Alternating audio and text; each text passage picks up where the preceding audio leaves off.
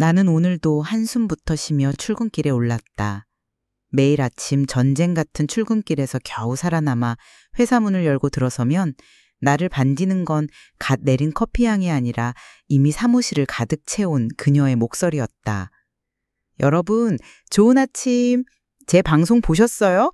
어제 역대급 시청률 찍었지 뭐예요. 그녀의 이름은 김민지, 우리 회사 마케팅팀의 막내 사원이다. 막내라고 하기엔 입사 연차가 꽤 되지만 업무 능력이나 태도를 보면 영원한 막내랄까? 민지 씨는 매일 지각하는 것으로 악명이 높았다. 보통 9시까지 출근인데 민지 씨의 자리는 9시 반, 아니 10시가 넘어서야 겨우 채워지는 경우가 허다했다. 팀장님은 매번 민지 씨를 불러 잔소리를 했지만 그녀의 대답은 늘 한결같았다. 죄송합니다. 알람을 못 들었어요. 혹은 갑자기 배가 너무 아파서요. 변명은 매번 새롭고 창의적이었지만 지각은 멈추지 않았다. 처음에는 다들 민지 씨의 잦은 지각에 안쓰러움을 느끼기도 했다. 하지만 시간이 흐르면서 그것이 안쓰러움이 아니라 습관이라는 것을 깨닫게 되었다. 더 기가 막힌 건 그렇게 지각을 하고 와서는 책상에 앉자마자 자신의 스마트폰을 들여다보는 민지 씨의 모습이었다. 처음엔 업무 관련 내용을 확인하는 줄 알았다. 그런데 아니었다. 그녀는 출근하자마자 개인 방송의 실시간 채팅창을 확인하고 댓글에 답글을 달고 있었다. 어제 방송 너무 재밌었어요. 오늘도 미모 열일하시네요, 민지님. 이런 댓글들을 읽으며 혼자 흐뭇한 미소를 짓는 그녀를 보고 있자면 여기가 회사인지 개인 방송 스튜디오인지 헷갈릴 지경이었다. 팀장님이나 다른 선배들이 지나가다가 발견하면 헝급히 휴대폰을 감추긴 했지만 그 잠깐의 행동마저도 어딘가 어설프고 뻔뻔하게 느껴졌다. 점심시간은 또 어떤가? 우리 회사 탕비실에는 직원들을 위한 간식들이 비치되어 있다. 커피 믹스, 각종 차, 과자 몇 종류, 그리고 가끔 샌드위치나 빵 같은 것들이 놓이곤 했다. 모두가 조금씩 아껴 먹으며 즐거워하는 소소한 행복이었다. 그런데 민지 씨는 달랐다. 그녀에게 탕비실은 마치 개인 편의점이라도 되는 듯 했다. 새로운 간식이 들어오는 날이면 민지 씨는 귀신같이 그걸 알아채고는 가장 먼저 탕비실로 향했다. 그리고는 마치 보물이라도 발견한 듯 "우와, 새 과자다. 다 내 거야." 라며 소리치곤 했다. 물론 농담조로 하는 말이라고 생각했지만 문제는 그 후에 일어나는 일이었다. 그녀는 혼자서 그 간식의 절반 이상을 순식간에 해치웠다. 어느 날은 고급스러운 수제 쿠키가 탕비실에 놓였다. 팀장님이 직원들을 위해 특별히 주문한 것이라고 했다. 다들 아껴 먹으려고 하나씩만 집어들었는데 민지 씨는 점심시간이 끝나기도 전에 그 쿠키 박스를 통째로 비워버렸다. 심지어 마지막 쿠키를 입에 넣으며 너무 맛있어서 멈출 수가 없었지 뭐예요. 제가 원래 단 걸 좋아해서요. 라고 해맑게 웃는 그녀를 보며 다들 할 말을 잃었다. 그날 오후 팀장님은 텅 빈 쿠키 박스를 보며 씁쓸한 표정을 지었다. 민지 씨, 혹시 쿠키 다 먹었어요? 네, 팀장님. 너무 맛있어서 저도 모르게 다 먹어버렸지 뭐예요. 감상히 잘 먹었습니다. 그녀의 천진만난한 대답에 팀장님은 그저 허탈한 웃음만 지을 뿐이었다. 딱히 뭐라고 할 수도 없는 상황이었다. 직원들을 위해 둔 간식을 먹은 건데 그걸 가지고 뭐라고 하기엔 좀스러워 보일까봐 다들 속으로만 사겼다. 하지만 이런 일들이 반복되면서 민지 씨를 향한 불만은 점점 쌓여갔다. 하루는 내가 커피를 마시러 탕비실에 갔을 때였다. 민지 씨가 탕비실 한쪽에 놓인 봉투를 뒤적거리고 있었다. 그 봉투는 어제 거래처에서 보내온 답례품이었다. 고급 견과류 세트였다. 나는 아직 아무도 손대지 않은 그 견과류를 보면서 이따가 팀원들이랑 같이 나눠 먹어야겠다 라고 생각하고 있었는데 민지 씨는 그 봉투에서 견과류 한 봉지를 꺼내더니 자기 가방에 쓱 집어넣는 것이 아닌가. 민지 씨, 그거 아직 아무도 안 먹은 건데?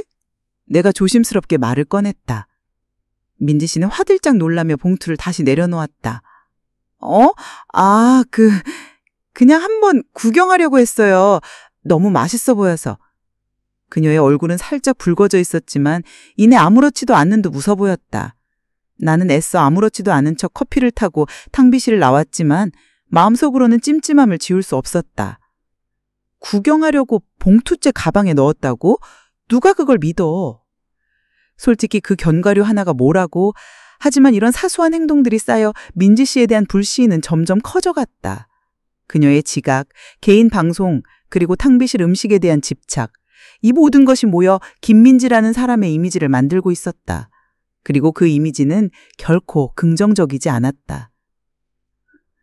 더욱 답답한 것은 그녀가 자신의 행동이 다른 사람들에게 어떤 영향을 미치는지 전혀 인지하지 못한다는 점이었다. 그녀는 여전히 해맑았고 여전히 당당했다. 마치 자신은 아무런 잘못도 하지 않았는 듯. 그녀의 세상은 오직 자신을 중심으로 돌아가는 듯했다. 퇴근 시간이 가까워질 무렵 민지 씨는 다시 휴대폰을 들었다. 이제는 노골적으로 헤드셋까지 끼고 개인 방송 라이브를 준비하는 눈치였다. 여러분, 잠시 후에 만나요. 오늘도 알찬 방송 준비했으니 기대해 주세요. 그녀의 목소리가 귓가에 맴돌았다. 나는 그 소리를 들으며 오늘 하루 동안 쌓인 피로가 더욱 가중되는 것을 느꼈다. 대체 저 자신감은 어디서 나오는 걸까? 나는 텅 빈 탕비실을 바라보았다. 어제 들어온 수제 쿠키는 흔적도 없이 사라졌고 견과류 봉투는 여전히 입구가 벌어진 채 덩그러니 놓여 있었다. 그녀의 행동들이 마치 텅 빈 탕비실처럼 내 마음속을 휑하게 만들었다. 그녀는 정말 자신의 행동이 다른 사람들에게 얼마나 큰 불쾌감을 주는지 모르는 걸까? 아니면 알면서도 모른 척하는 걸까? 나는 그녀의 행동에 대한 의문과 답답함만 가득 안고 퇴근길에 올랐다. 다음 날 아침 나는 민지 씨보다 일찍 출근했다. 탕비실에 들러 커피를 내리려는데 웬걸 어제 뜯어지지 않은 새 비스킷 봉지가 덩그러니 놓여 있었다. 어라? 어제 없었는데? 의아해하며 봉지를 집어들었는데 그 순간 내 눈에 들어온 것은 봉지 옆에 놓인 작은 포스트잇이었다. 팀장님 죄송합니다. 어제 쿠키를 제가 너무 많이 먹은 것 같아 죄송한 마음에 대신 사왔습니다. 다음부터는 아껴 먹겠습니다. 민지, 드림. 나는 포스트잇을 한참 동안 바라보았다. 민지 씨가 사과를? 놀라움과 함께 묘한 감정이 밀려왔다. 정말 자신의 잘못을 인지하고 반성한 걸까? 아니면 그저 형식적인 행동일까? 아직까지는 알 수 없었지만 적어도 작은 변화의 시작일 수도 있다는 생각에 나의 마음은 조금이나마 가벼워졌다. 그러나 이 작은 변화가 과연 지속될 수 있을지는 미지수였다. 그녀의 습관은 너무나 뿌리 깊었기 때문이다. 나는 커피 한 잔을 들고 자리로 돌아와 앉았다. 그리고는 곧 이어 들려올 그녀의 목소리를 기다렸다. 오늘 또 어떠한 아침이 펼쳐질까? 탕비실의 무법장 김민지 씨의 이중 생활은 오늘도 계속될 것이다. 그리고 나는 이 모든 것을 지켜보는 목격자로서 그녀의 다음 행동을 주시하고 있었다. 민지 씨가 탕비실에 비스킷과 사과 쪽지를 남겨둔 다음 날 아침 묘한 기대감이 있었다. 어쩌면 정말 달라질 수도 있지 않을까 하는 실낙 같은 희망 말이다. 하지만 나의 그런 기대는 출근길에 마주친 그녀의 모습에 산산이 부서졌다. 아니나 다를까 오늘도 민지 씨는 지각이었다. 그것도 꽤나 화려한 지각이었다. 평소보다 30분은 더 늦게 나타난 그녀는 잔뜩 상기된 얼굴로 사무실 문을 열고 들어섰다. 하하 여러분, 제가 또 지각했죠? 근데 어떡해요. 제가 아침에 대박 콘텐츠 아이디어가 떠올라서 그걸 정리하느라 그만. 그녀는 능청스럽게 웃으며 변명 아닌 변명을 늘어놓았다. 팀장님은 이미 포기한 듯 고개를 절레절레 흔들었고 다른 팀원들도 그저 픽 웃을 뿐이었다. 그녀의 이런 뻔뻔함은 어디에서 오는 걸까? 궁금증은 곧 해답으로 이어졌다. 민지 씨의 대박 콘텐츠 아이디어는 다름 아닌 그녀의 개인 방송 이야기였다. 출근하자마자 자리에 앉은 그녀는 곧장 휴대폰을 꺼내들었다. 어제처럼 채팅창을 확인하고 팬들에게 인사를 건네는 건 기본이었다. 그런데 오늘은 좀 더 적극적이었다. 점심시간이 되자 민지 씨는 갑자기 팀원들에게 이렇게 말했다.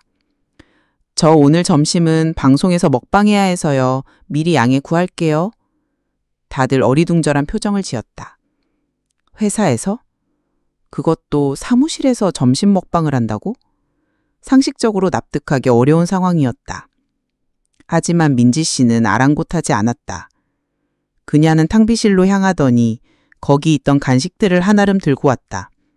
새우깡, 초코파이, 심지어는 어제 팀장님이 사다 놓은 고급 커피 스틱까지. 그걸 자기 책상 위에 펼쳐놓더니 보란 듯이 휴대폰 카메라를 세팅했다. 꽤나 전문적인 장비였다. 여러분, 오늘은 회사 탕비실 털기 콘텐츠예요. 우리 회사는 이렇게 맛있는 간식들을 공짜로 제공해준답니다. 그녀의 발랄한 목소리가 사무실에 울려 퍼졌다. 다들 일하다 말고 멈칫했다. 이건 명백히 회사 내부 정보를 동의 없이 개인 방송에 사용하는 것이었다. 게다가 탕비실 간식은 공짜 개념이 아니라 복지의 일환으로 제공되는 것이었다. 그걸 회사 털기라고 표현하며 콘텐츠로 소비하는 그녀의 모습에 다들 어이가 없었다. 민지 씨는 한 손으로는 간식을 먹고 다른 한 손으로는 채팅창을 읽으며 팬들과 소통했다. 와, 민지님 회사 너무 좋아요. 저도 저런 회사 다니고 싶다. 민지님 먹방 최고. 팬들의 찬사에 그녀는 더욱 신이 난 듯 했다. 사무실 공기를 아랑곳하지 않고 그녀만의 세상에 빠져 있었다. 팀장님은 이 광경을 보고도 아무 말도 하지 못했다. 여러 번 주의를 줬지만 매번 죄송합니다 한마디로 끝나는 상황이 반복되니 이젠 지친 기색이 역력했다. 나는 그 모습을 보며 며칠 전 민지 씨가 남긴 사과 쪽지를 다시 떠올렸다. 다음부터는 아껴 먹겠습니다. 그 약속은 대체 어디로 간 걸까? 그 포스트잇은 그저 잠시 위기를 모면하기 위한 수단이었을까? 오후가 되자 새로운 사건이 터졌다. 김 대리님이 급하게 찾아야 할 서류가 있었는데 아무리 찾아도 보이지 않는다는 것이다. 다들 함께 서류를 찾기 시작했고 한참을 헤맨 끝에 그 서류가 민지 씨 책상 위에, 그것도 그녀의 휴대폰 스탠드 밑에 깔려 있는 것을 발견했다. 민지 씨, 이 서류가 왜 여기에 있어요? 이거 당장 필요한 거였는데. 김 대리님의 목소리에는 짜증이 섞여 있었다. 민지 씨는 눈을 동그랗게 뜨며 말했다. 제가 이걸 언제 여기에 뒀죠? 방송 촬영하다가 잠시 올려놨었나? 죄송해요. 그녀의 무책임한 태도에 김 대리님은 결국 폭발하고 말았다. 민지 씨, 지금 여기가 개인 방송 스튜디오예요? 회사일 좀 제대로 해요. 매일 지각에 업무 시간에 딴짓하고 이제는 중요한 서류까지 이렇게 막 다루면 어떡합니까? 김 대리님의 분노찬 목소리에 사무실은 순식간에 정적이 흘렀다. 민지 씨는 갑자기 질책에 당황한 듯 했지만 이내 표정이 굳어졌다. 그리고 그녀의 입에서 나온 말은 우리 모두를 경악하게 했다. 김 대리님, 제가 개인 방송하는 게 회사 일에 거체 방해가 돼요? 제가 회사에 손해라도 끼쳤어요? 저는 제 개인 시간에 제 취미 활동을 하는 건데 그게 그렇게 잘못된 일인가요? 그녀는 오히려 자신이 억울하다는 듯이 목소리를 높였다. 개인 방송이 회사 일에 방해가 되냐고. 당연히 방해가 된다. 매일 지각하는 것도, 업무 시간에 휴대폰을 붙드는 것도, 중요한 서류를 함부로 다루는 것도 모두 회사 일에 직접적인 방해였다. 가장 충격적이었던 건 그녀가 자신의 행동이 회사에 손해를 끼치는 것인지 인지조차 못한다는 점이었다. 그녀에게 지각은 그저 알람을 못 들은 것일 뿐이고 탕비실 간식을 먹는 것은 공짜 간식을 즐기는 것이며 개인 방송은 그저 취미 활동일 뿐이다. 자신의 행동이 다른 사람들에게 불편을 주거나 회사 업무에 지장을 토래할 수 있다는 생각은 전혀 하지 않는 듯했다. 그녀의 말에 김 대리님은 더 이상 할 말을 잃은 듯했다. 마치 벽에 대고 말하는 것 같은 답답함이 사무실 전체에 퍼졌다. 나는 그 모습을 보며 민지 씨가 자신의 잘못을 인지하는 것 자체가 불가능한 사람일지도 모른다는 섬뜩한 생각을 했다. 그녀는 방송이라는 이름의 가면 뒤에 숨어 자신이 보고 싶은 현실만을 보고 있는 것 같았다.